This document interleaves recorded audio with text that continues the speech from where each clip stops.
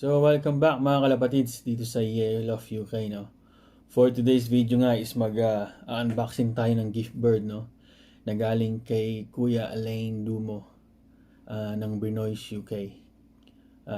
Ito yung pinangako niya sa akin na ibibigay niya ako ng ibon last year. So, ngayon, pinadala niya na 2 YBs. So, kung gusto niyo makita, tara, samahan niyo ako.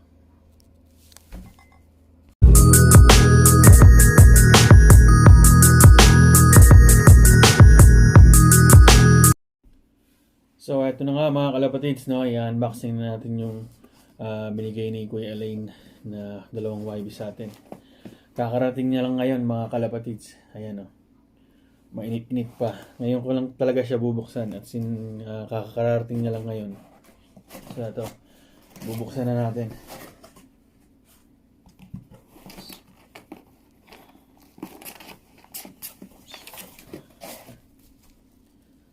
Ito yung mga kalapatids, ang unang YBs natin.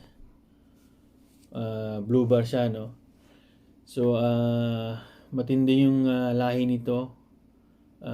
Sinabi niya sa akin yung istorya. Hindi ko lang maalala lahat. Pero, yung baseline ng bloodline nito is Van Loon. Kung gusto niyo malaman kung ano yung storya ng ibon na to, nandun sa mga vlog niya, Brinois UK. Kung gusto niyo makita, panoorin niyo lang. So ayan, napakagandang ibon mga kalapatids. Halos kasing edad to ng mga YBs ko rin, no? Ayan mga kalapatids, ang ganda rin ng katawan. Ayan mga kalapatids, tingnan nyo. Napakagandang ibon. Kunin natin yung isa mga kalapatids.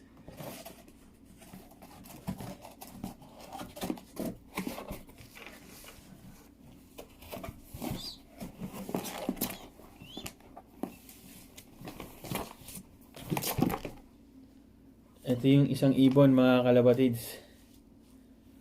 Ayan, tingnan nyo mga kalapatids.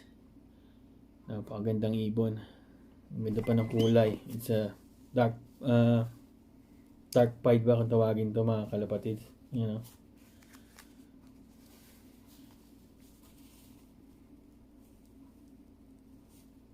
Ayan mga kalapatids yan.